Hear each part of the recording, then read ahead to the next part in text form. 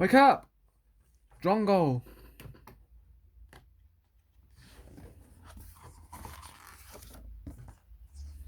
Chapter 1. Wake up! Drongo! Wake up!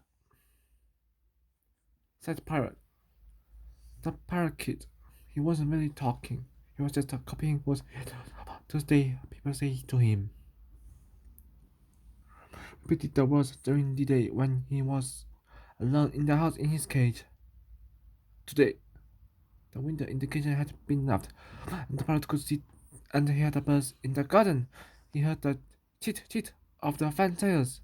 They fluttered and fluttered among the fern trees, flushing insects into the air and eating them.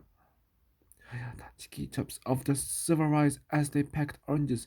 The orange trees. He heard the excited twist of the thrushes as they tugged the worms from the soil and the loud call of the toy in the cocoa tree.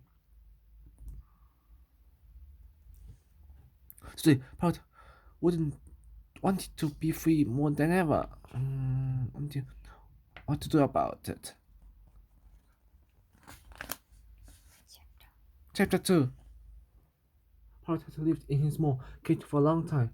It had only one perch, a water container, and a dispenser.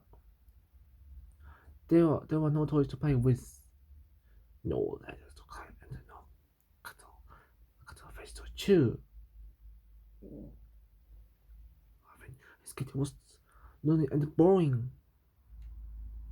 Sometimes it was so boring. Some of these friends are just for something to do. He had used big and close to open the door to his cage before.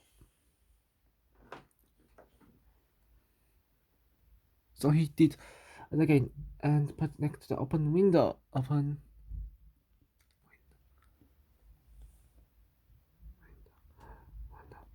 Window and open and he had the skulk of a toy in the cover tree. He stretched his wings for the first time in a long time and launched himself into the air. Clumsily onto a branch at the top of the cover tree. He looked down at the tree below. He felt free and wanted to share his happiness, so he called out to the tree. Wake up! Drongo! Wake up! Chapter 3. Parrot got scared. The tree away and the other birds and the gun was full of Parrot came near.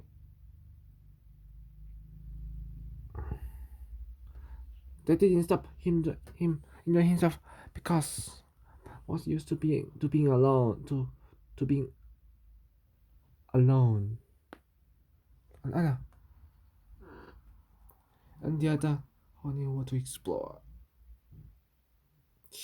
Also, his beak wasn't the right shape for sipping nectar out of coffee flowers. Parrot was about to pick at oranges as he fell down from tree to tree and garden to garden.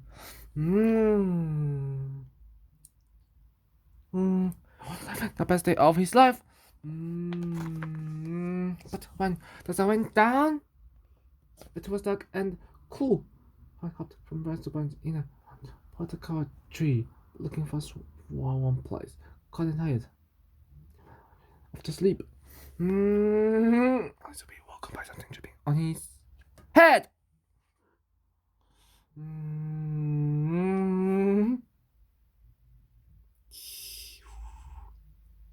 Yeah. Parrot had seen before, but it was the first time he had felt it, and he didn't like it. It was falling so hard on his head.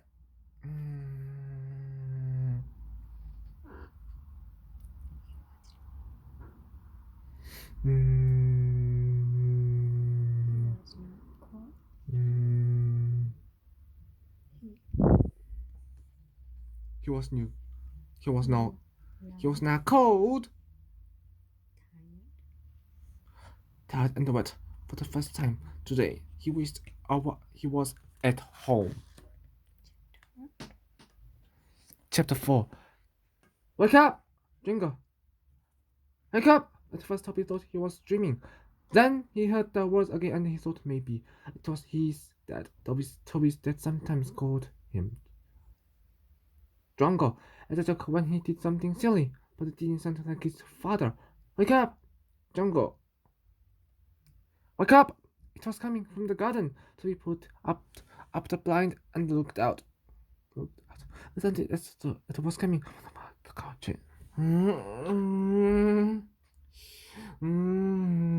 But he couldn't see anyone in it.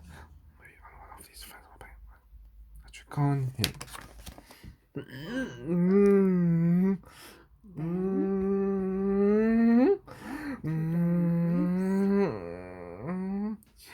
Then, so the leaves. He saw a flash of color and movement and one of the branches. It wasn't one of his friends at all. It was a bird. It was a bird on a small branch. But the bird seemed to be looking at him. Wake up! Drongo! Wake up! It said. Toby laughed. Hey, Mom! Come and look at this. He shouted excitedly. Then he saw something that turned this to horror on the branch of the parakeet. Raised the eyes fixed and ready to pounce was Titan. The name was Cat. Chapter 5. Toby leaped out of bed and sprinted for the door.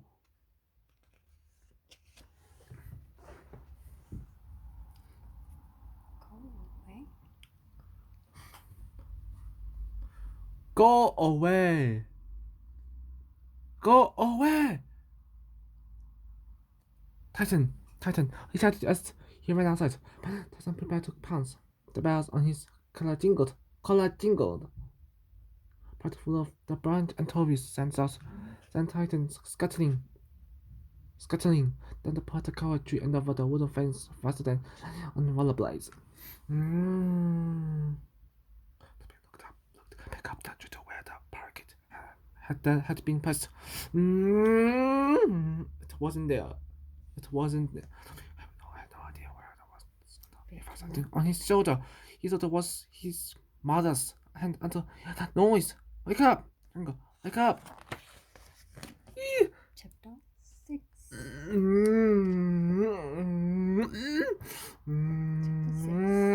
Chapter 6. Toby's mother couldn't believe it when Toby walked with a parakeet on his shoulder. What a beautiful bird, she said. It must be somebody's pet. Let's get him to the SPCA.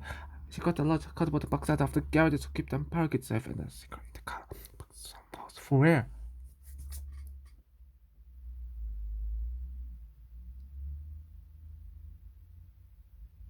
Put him in the tool box, Toby. And tobacco. Someone will be looking for him. Just a minute. Smart Toby. There's just one thing I want to do first.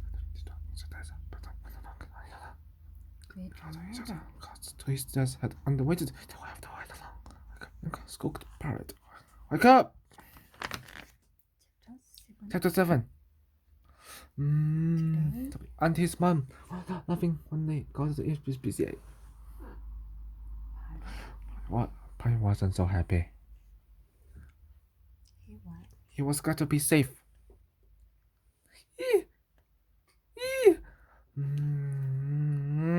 But he didn't like being in a box.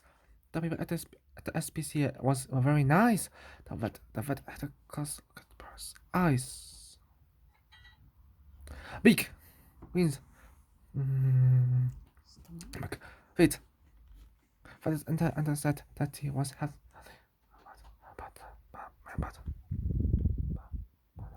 No, wait. After he has done say some straight time was the hickey bottoms. Perfect. She said. Straight time. What's the time? SPCA animals make looked after by a park and then to get them.